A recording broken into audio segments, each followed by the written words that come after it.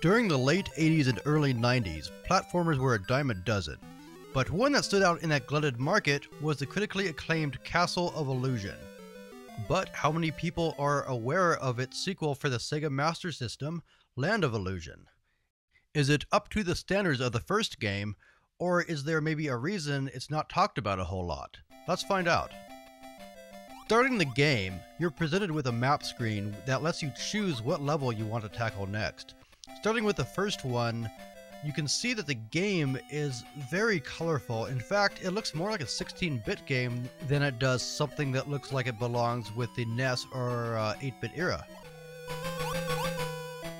Though one thing that's mildly annoying is that it can't scroll up at the same time it's scrolling left and right, so it kind of pauses for a second and scrolls up when you climb higher in a level.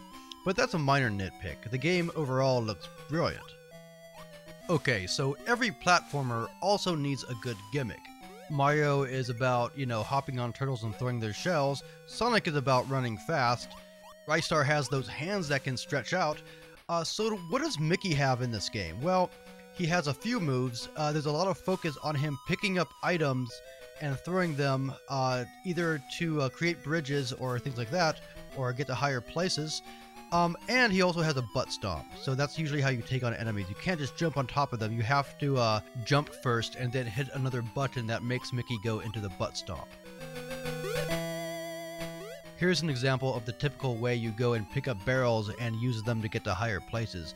Yeah, it's nothing too groundbreaking in this game, of course, but the focus on it actually turns it into a good mechanic. You'll see in later levels that there are a lot of clever ways to use that ability.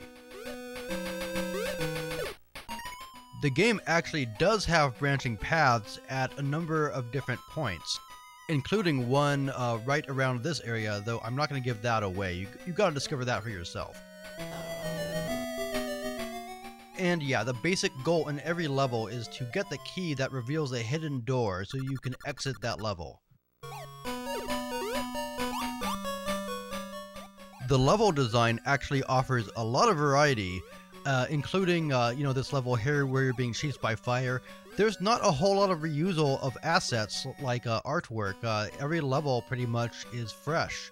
That said, the game isn't all that long. It's about an hour total if you play well, and there's no save system. It's not like this really expansive game the way Super Mario World is, It's a, it's a reasonable length for a game where you start at the beginning, which is not necessarily a bad thing. I mean, as I get older, the less time for games I have, and this is the perfect length. It did, however, have me wanting even more, because it's just so good. Pretty much every moment in the game is well thought out. There's not, a lot in the way of cheap deaths or anything like that. And although there are some things you've seen a million times in platformers, every now and then it throws you something that is fresh and original. And you'll see some of that later.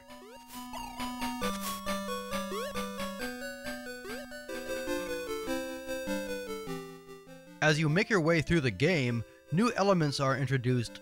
For example, this potion you use to shrink in size that lets you get to these smaller corridors than you'd ordinarily be able to get to.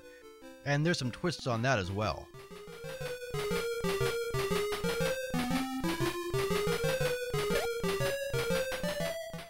And here's a neat twist. In this haunted house level, you have to pick up these torches in order to see. However, you also need to put them down in order to climb to new places, and as soon as you do that, they go out. This level also has one of my favorite puzzles in any platforming game. It's a room that scrolls to the left only when you have a switch depressed. Otherwise, it scrolls to the right, and you can actually get trapped or crushed if you're not careful. So you have to go to the right initially to get this key, and as you're doing that, you have to keep in mind that you're going to have to make your way back out at some point. So let's just speed things up a little bit and see how this all plays out. I have about 10 seconds left right now, so let's see if we can do this in time. Right now the key is on the switch, but I have to hop over and get that other block out of the way or I can't continue. Crushed to death by a block. I don't remember Mickey Mouse being that grisly in the actual cartoons. Maybe I'm misremembering though. Who knows?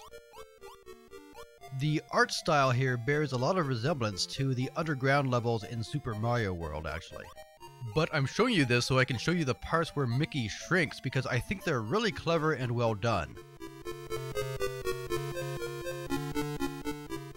You'll notice that I'm walking behind scenery that I walked in front of earlier in the level. It's pretty neat the way they do that.